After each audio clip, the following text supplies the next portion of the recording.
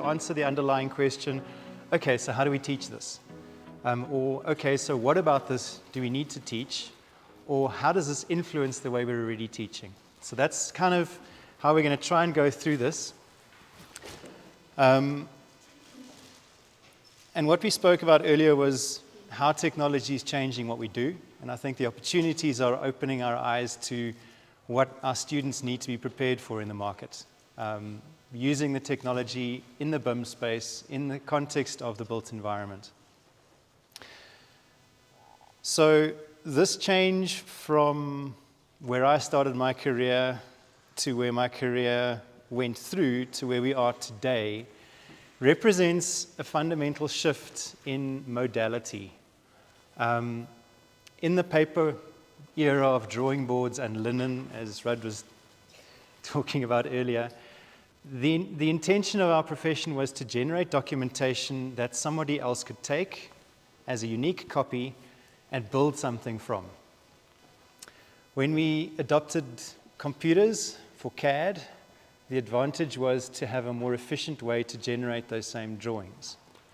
The fundamental shift in building information modeling and digital project delivery is no longer the production of artifacts that can be shared physically. It's in the production of a set of data that lives on. It lives through multiple stages in a project. That's a paradigm shift in thinking. It's a totally different way of approaching any project because no longer are you using a design methodology to print out. You're using an information generation cycle to create a body of knowledge. So the question is, how do you then adjust what you're imparting to students in this paradigm of not producing drawings and reports, producing information?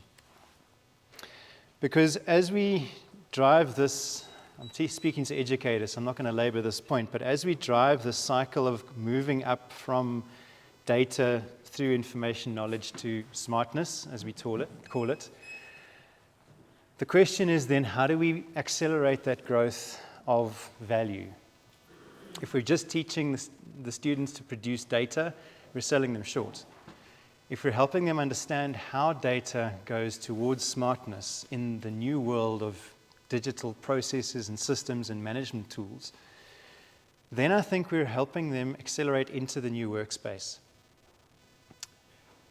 The math and the science and the theory and everything that we're teaching them about the how, the underlying theory isn't changing, but then what it results in is fundamentally changing. And we're seeing this in our practice currently, where some of our previous generation engineers are struggling to move away from a paper mindset because they still see the drawing as the fundamental currency of engineering and architecture.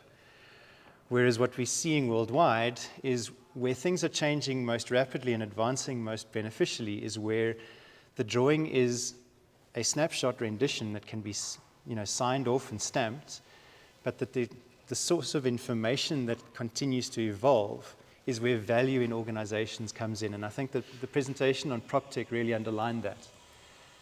We've got to be preparing the next generation of workforce into that mindset so that they can contribute and also benefit from that.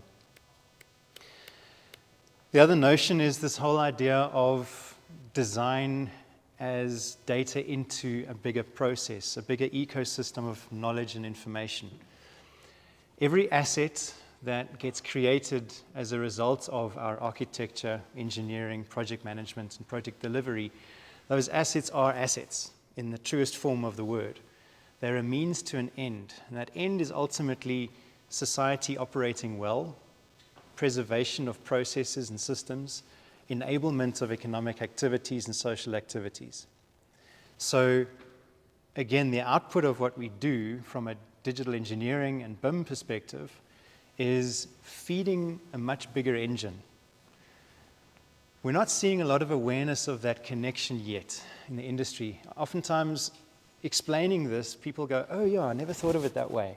Although it's a direct link, the way we've been taught is very kind of siloed and segmented.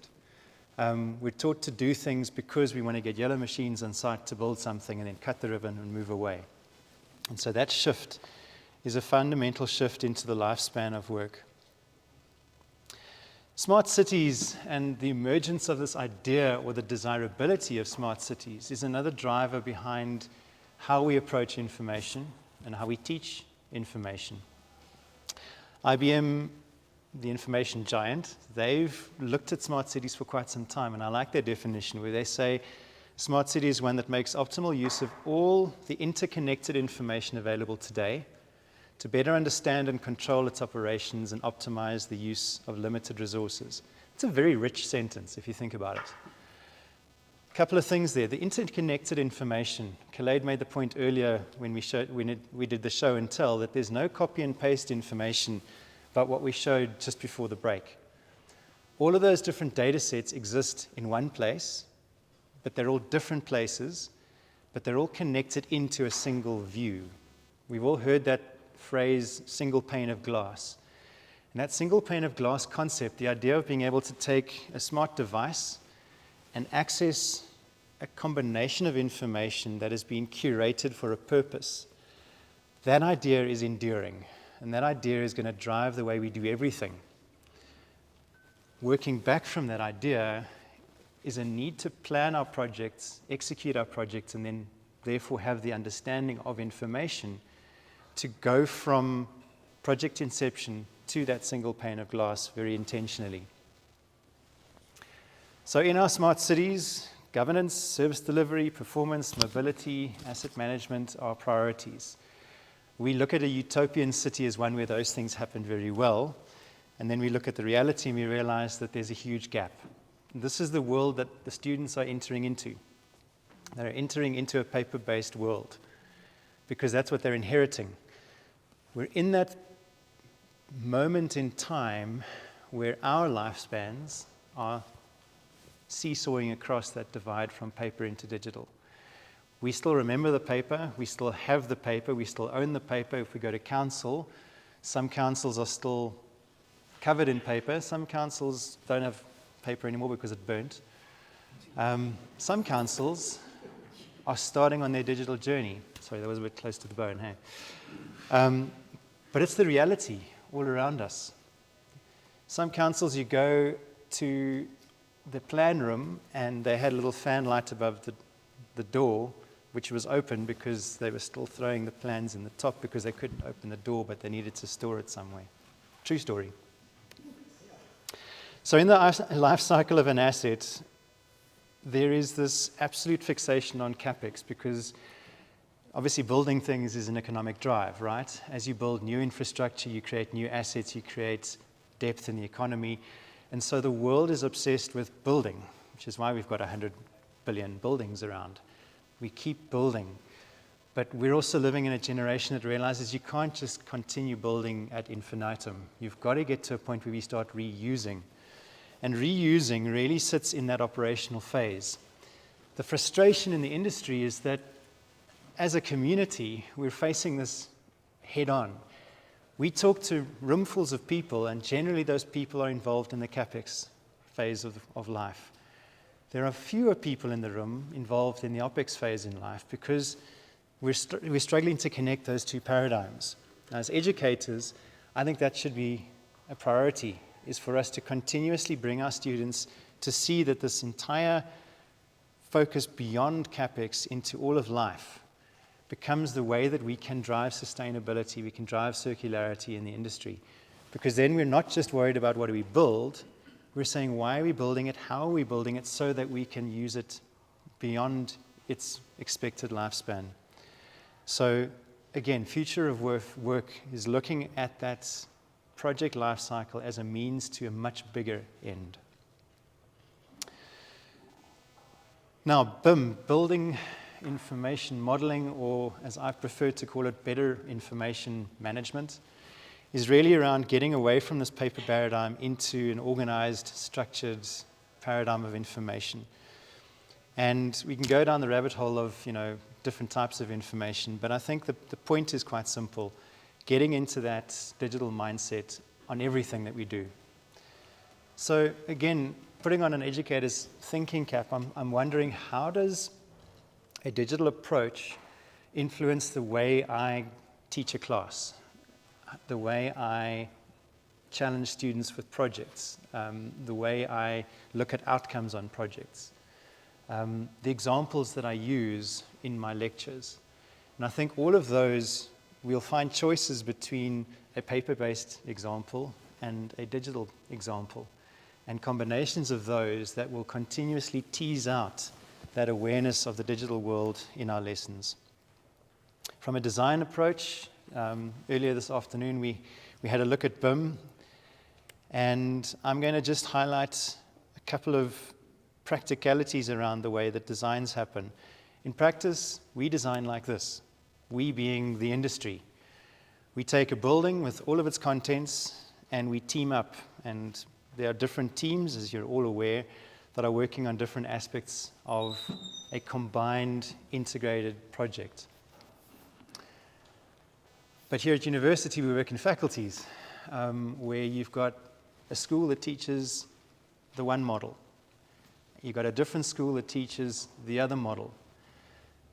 One of the challenges is, how do you start working across those faculty boundaries on common projects to teach that integration, to blur the lines between, I studied quantity surveying, I studied civil engineering, I studied architecture. Oh yeah, they do that, but we do this. Because those separations start here, in this building. But the world out there requires a much higher degree of collaboration and integration.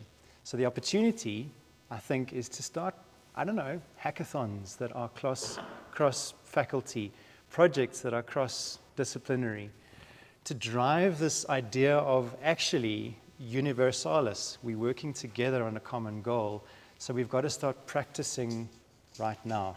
Yes, curriculum are different, but I think there's opportunities to find touch points between them, and I think that would be a challenge worth accepting. BIM is all about information and connected information. We live in a very physical world, and our professions are highly physical, right? We design stuff that you can live in, that you can work in, that you can drive on, that you can drink from. And therefore, the physicality of design is important. The 3D models, the drawings that come out of those models, those are important. But connected to those models is that other thing that we're talking about, the data, the heartbeat of the world. And so teaching our students that a drawing is dead, because you can't click on a drawing, right? But a model and a digital repository of data that can be connected is rich. The students are used to it. They've grown up in smartphone generation. They know what it's like to Google their way to a restaurant. And to bring that into the way that we think about designs is vitally important.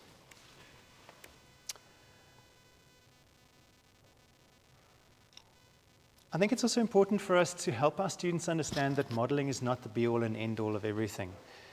It is, like I just said, the physical representation or the virtual representation of the physical world.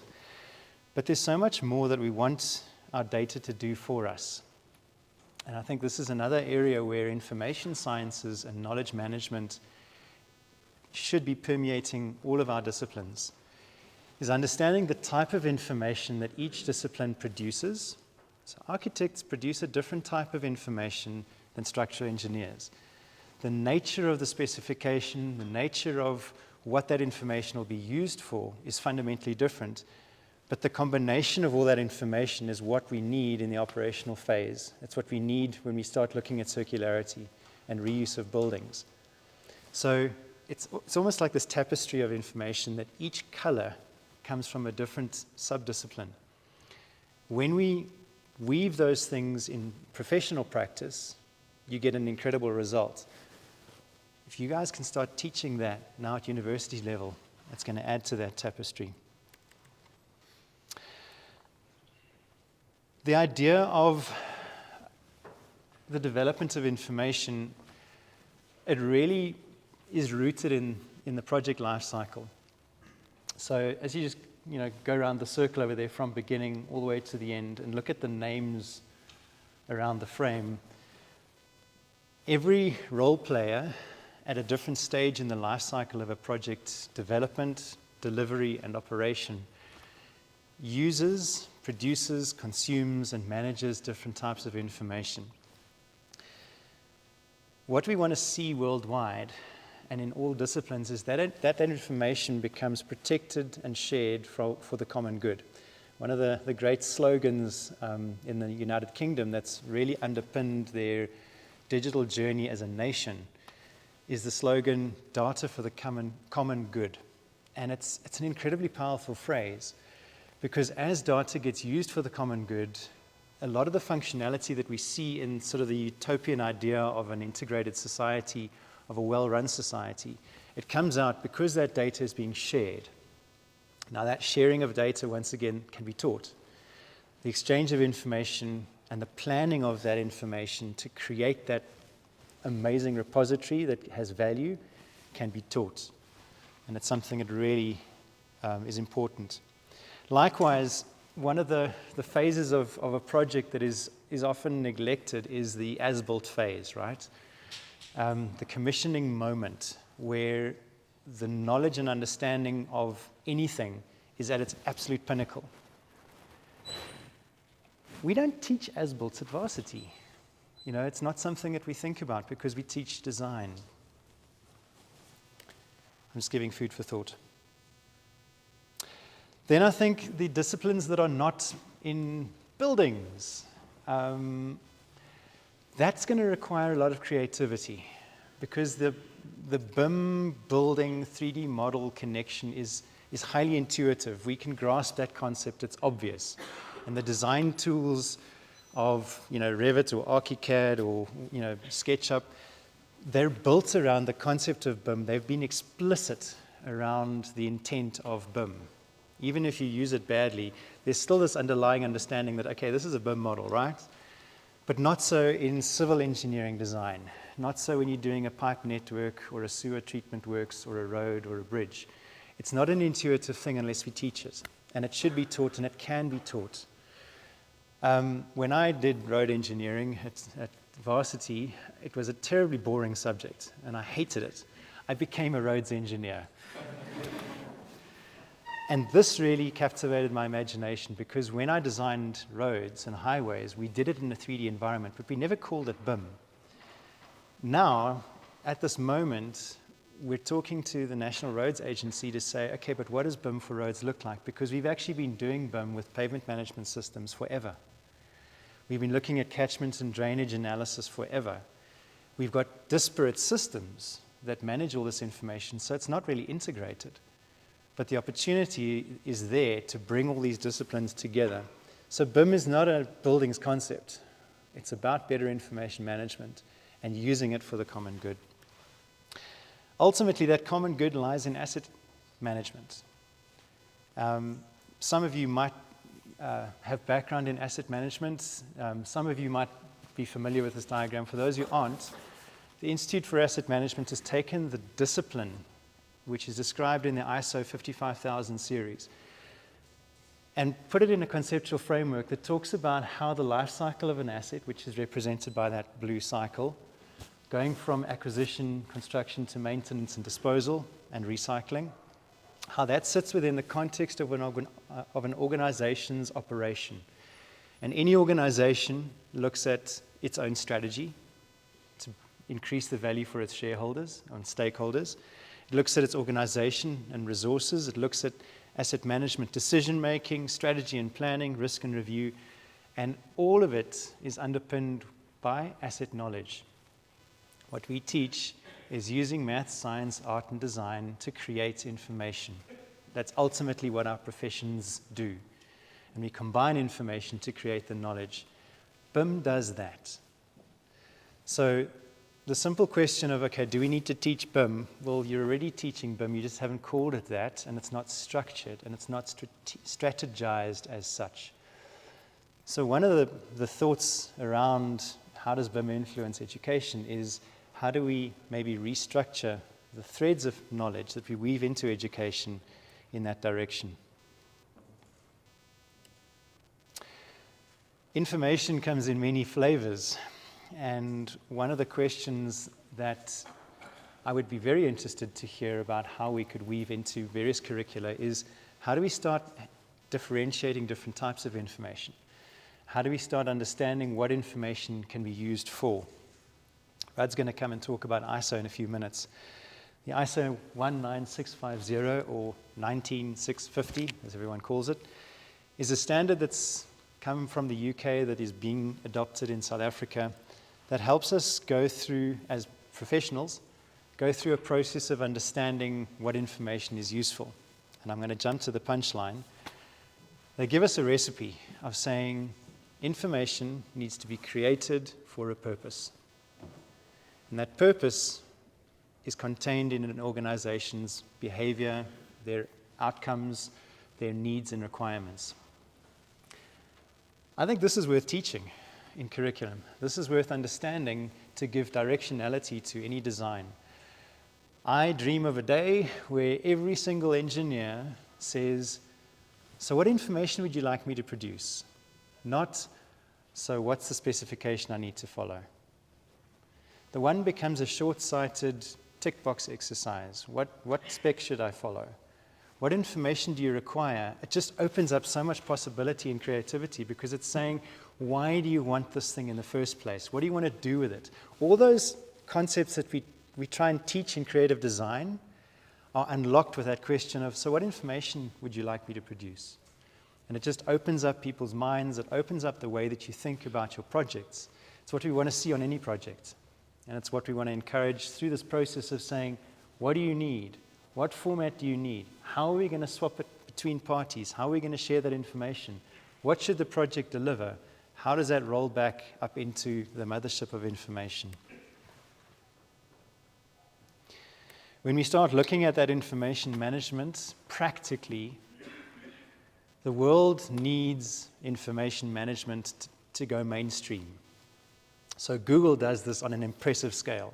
They take all of our information and they put it in this massive operational thing called Google, where we can find anything.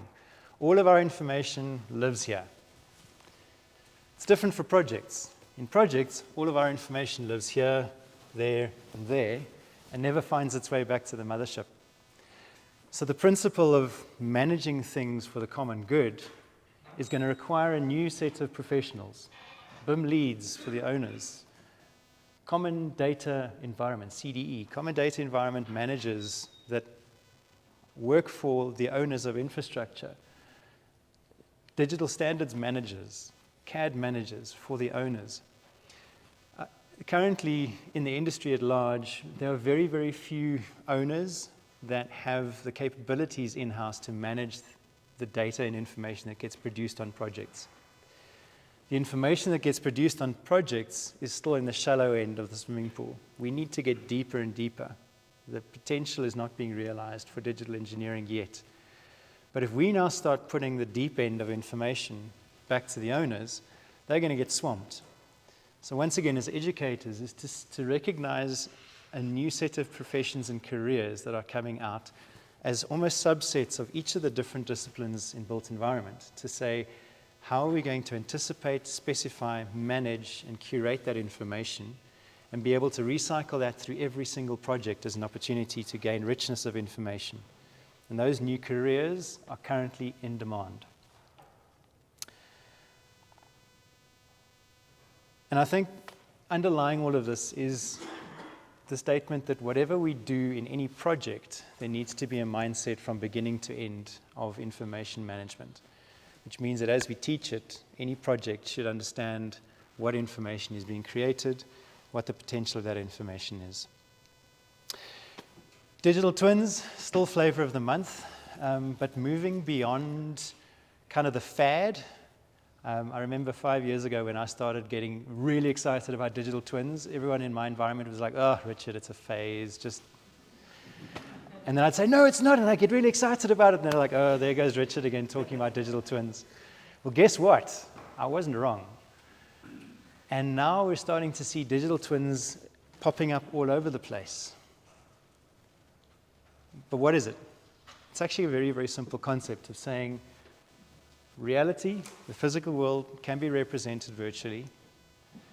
Because of technology, we can measure reality regularly, frequently. Because of information systems and data science, we can keep track of those measurements. We can use the data and the information to take decisions to drive the physical world, which can be remeasured, and the cycle continues. Earlier, apologies to those who heard this before, but aircraft like Boeing 777 can fly themselves because they're a self-aware digital twin, because they understand the metrics of their performance. They can then analyze those metrics, they can adjust the properties of flight, and they can continue to measure. It's the basis of any automation, quite simply. In the context of the built environment, anything that can be measured and actuated or made to do something remotely has the potential to be an autonomous digital twin. Some of those things are quite simple. Streetlights, switching on and off if it's bright enough. Air conditioning systems responding to different set points based on what the predicted weather is for tomorrow. At least looking at seasonal set points. Looking at occupancy sensors to analyze whether the occupancy and the bookings in a room booking system match. Finding out what the most attractive booking areas are. Finding which seats in a restaurant are most frequently occupied. All of those metrics and understandings of simple things drive decisions. It's a digital twin. So, I'm going to skip these ones. But I'm going to go to this one, because I just absolutely love this example of a digital twin. So the city of Wellington in New Zealand uses their highly descriptive, highly graphic digital twin to understand the peculiarities of its own operation and to visualize those very graphically. Their visualizations help them to communicate with their citizens. Those same visualizations help the citizens to interact back to the city, because the amazing thing about a virtual model is it's that picture that everybody can see and relate to so that they can talk about the same idea. In the design world, the 3D model helps us to do the same thing, because instead of me grabbing a napkin and trying to explain something about some abstract concepts, the design process creates this evolving picture that people can relate to, where we can share ideas, where we can sharpen each other's ideas, where we can challenge each other's ideas, because we're looking at a common picture. There's no ambiguity when you're looking at the same thing. What Wellington does with theirs is they reduce that ambiguity of understanding by having a picture that is descriptive of what is now and what is descriptive of what could be, and enabling people to take decisions. That's a city, a real city in the world that's doing this. This is a city that's becoming smart. Our country wants smart cities. Our continent wants smart cities. Our continent needs new cities. So the workforce that you are educating, that are going to come and work for my company, are going to need to do this. And so I think in answering the question, so what does this mean for the future of work? The opportunities are there. Technology enables all of this. And I think the challenge that we're wanting to grapple with, maybe in the Q&A as well, is to say, so what do we do differently? What do we bring in to our curricula? What don't we change but augment? And how do we tell those stories differently to stimulate the next generation of the built environment to get this done? Thank you very much for listening.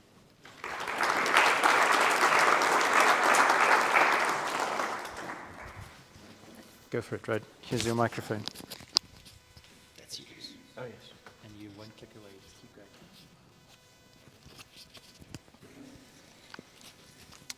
going. Okay, thanks, guys. There we are. Okay, so I'm going to give you a little bit of a talk about the ISO 19650. We'll deal with it. Richard started off very well in explaining some of it.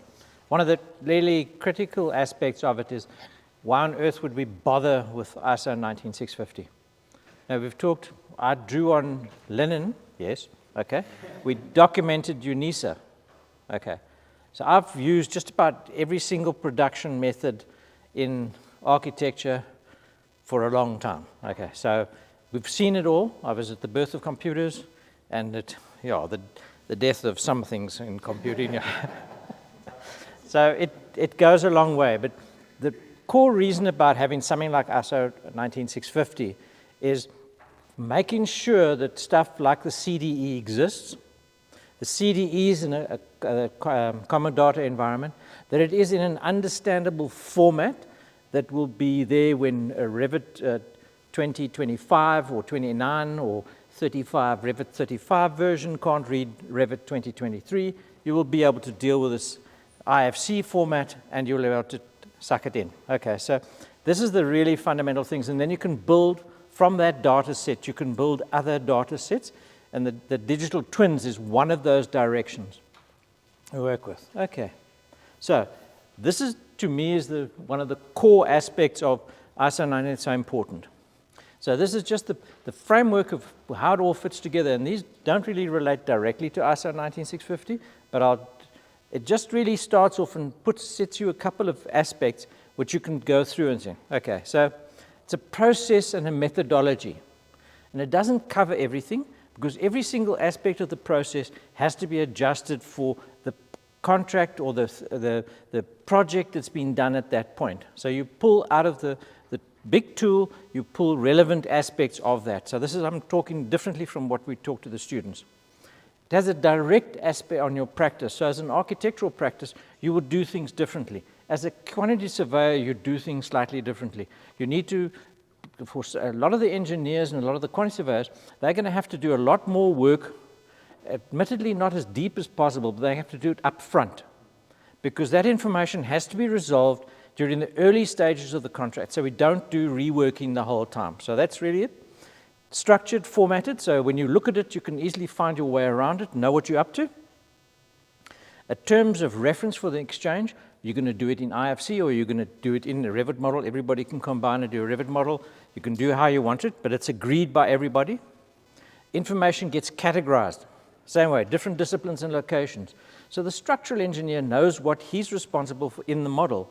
And when you're dealing with this federated model, you can update the model because one model doesn't interfere with the other model. It's simply another data set in a bigger database. Contractor, he needs to have accurate information at the real time. He actually needs it before he gets to site, so he can order materials, so he can design and order specialist items and everything else like that. It needs to be upfront. And on the completion of the contract, instead of the normal way where the architects and everybody walks away and throw the keys over their shoulder as they leave the site for the facilities manager to pick it up, you need to hand over a set of information.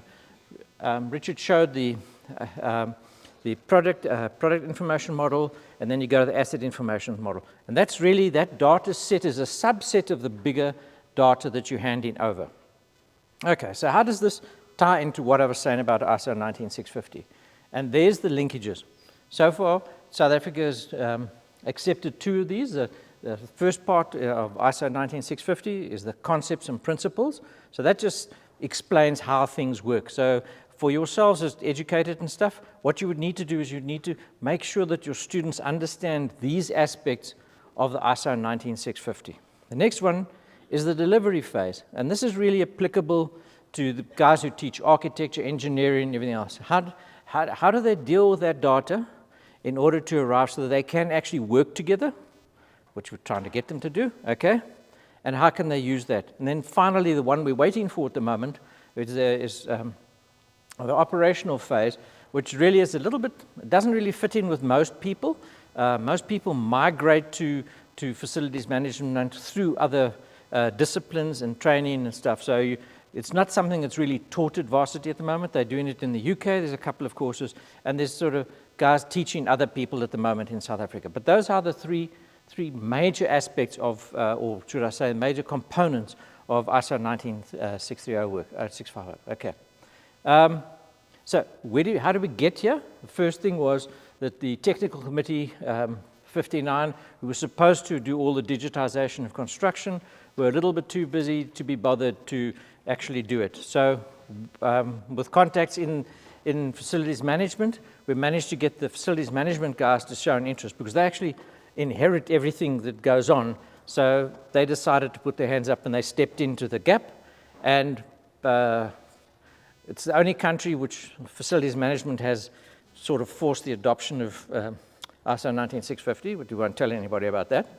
So we've got stage 1, September 22, stage 2 is 5th of June this year, and we're waiting for the third stage to come out. So this is all coming together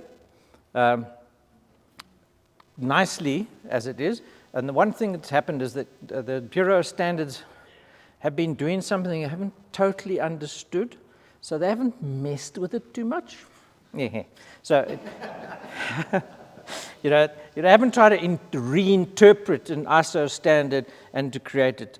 But that's left now to what we have is the National Annex.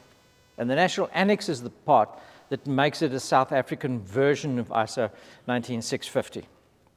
And it was originally agreed to. We have to start off in one place, so that starting was the PAS 1192 in the UK. The ISO guys were looking at it, and Norway was doing a lot. The Yanks were doing a lot and selling things, and everything was working. But when the ISO guys looked at it, they decided that the UK was, firstly, they had published everything in open source. So if you wanted to know anything, you could get anywhere, any access or anything else like that, which is really, really great. And the second thing, they weren't too holy about it. They were arguing with one another and not being very personal about it, so they got on with their job. The ISO standard looked at this and said, we'll have that. And then they fished in, I think, 3 or 4 of the principal people behind the development of the PAS 1192 into their grouping, and they added a couple of Norwegians and stuff like that just to make things even. And then they proceeded. So out comes the standard.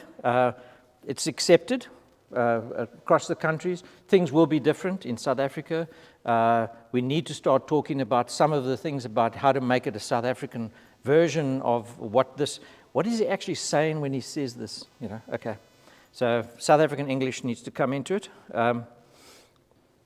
And the ISO will be the National Annex is part of part 2, and there isn't really a total consensus on it and whether we have it as an additional National Annex as part 3, but I think we'd stay together. The last point about this one is that the last item there, so we're trying to avoid unhelpful, nice way of saying it, litigation. Okay, so in South Africa, we've had a lot of litigation. We watch it going on and on and on and on, and everybody's earning money who's developing nothing. Okay, so we'll stay out of that war, if we can. Okay. BIM is an advanced technology. Okay, so when we had a look early on, a long time ago, we used pin boards, and I don't know how many. Yeah, I wouldn't talk about that. You have a whole set of layers. Instead of it being it was a physical layer in the drawing. So you had the structural engineer do the columns on one layer, and you overlay it, and you do the brickwork, and you overlay it to the windows, and you can do things. So we had a physical layer drawing a long time ago, which we used when we combined our forces together. And it's what we're doing now digitally, so it's there.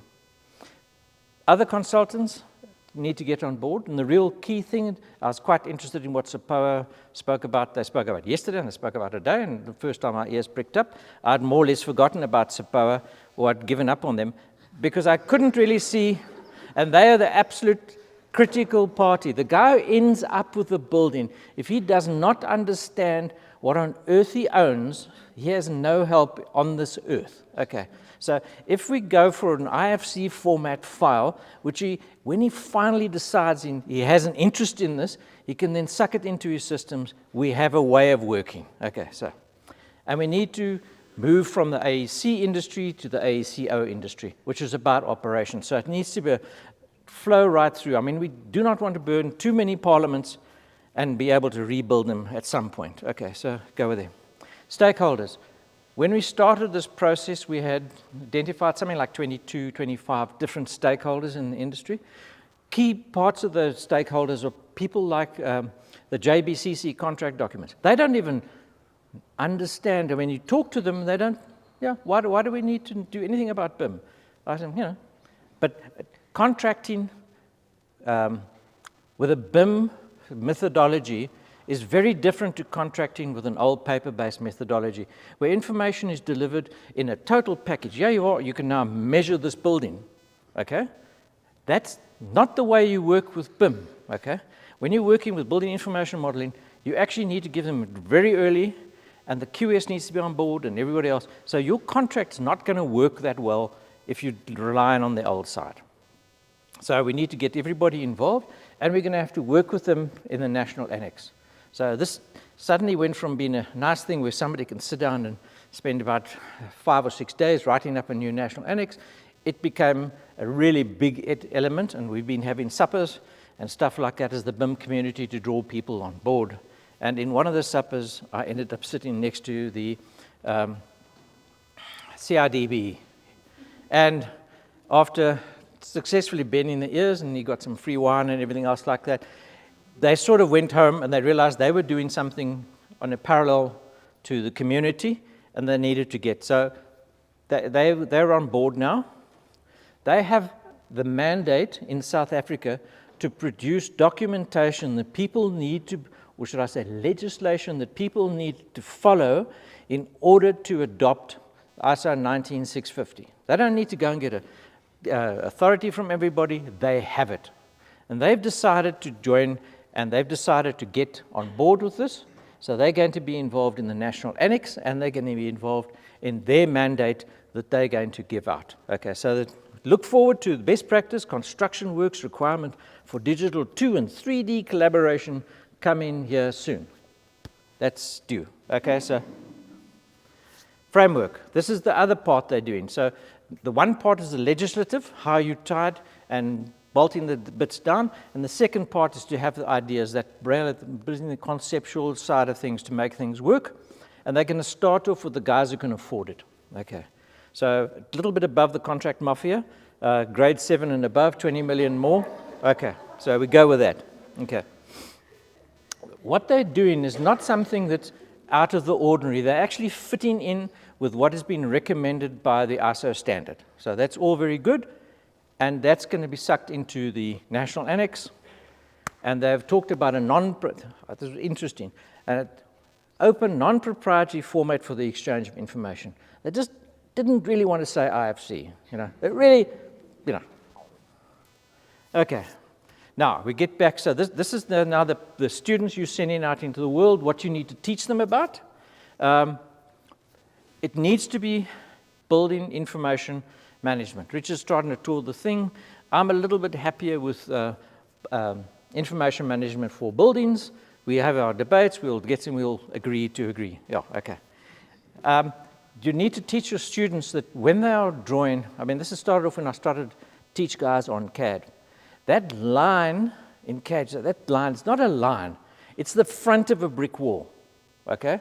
And that line, a little bit away from that, the other back of the brick wall. And those two things are actually something. They're not just two lines on an open space or something else like that. They actually need to be understood. We talk about spatial design, spatial thinking. That's where we need to come in. So this is something you need to do, is to teach them about that what they're creating has a data and it has a connection to other things and how it gets taken through the process. Open source format, we talked about that. Okay, adopt conventions, part of the National Annex. So as we go through the thing, CIDB going to make that. We've tried to, I think it's going to be completely open source. So as a students and stuff, you can suck into that. We'll try and push that from the community side. We're definitely going to push open source. We've seen how well it works in the UK, so we'll just persist. Okay, so what can you do as educators and in the industry and to teach the people you're dealing? Follow what we've done. I mean, in my mind, the guys who've got it right were the UK, and it's simply because it was open source. People got involved. There was no cost to involvement. So if somebody had a particular thing he wanted to do, he could climb into it, and he could do it, and it was appreciated, and people patted him back, and they got on with it. So all the disparate parts of the formation from the PAS 1192 into ISO has been available, and it's published completely in the UK. And the UK BIM framework is now a new grouping which has pulled together all of those people who were involved in the early stages of maturity. They're now involved in the BIM framework, and that's, again, open source available to you. the National Building Specification. So these are all the components that go into a building and how they're put together. So that's a nice source of models. So if you're working in CAD and you're trying to suck things in, this is the place to go and find that. There's also tools available that you can actually produce other items, and you can set up a career in building components for Revit and everybody else and earn money. Okay. And then the final bit is this Uniclass 2015, which is a set of some 14 separate tables interlinked, which all use the same concept. So bits tie all the way through, and in particular for the early stages of modeling, you need to look at the FE table, which is basically elements in the thing, so you can build your structures around that. And if you just do that part, at least you've got that initial kickoff point, how things fit together. So we'll take in legislation at the moment, and we are using it so that you can use it to educate people and not scare the crap out of them. Okay. Okay, that's it.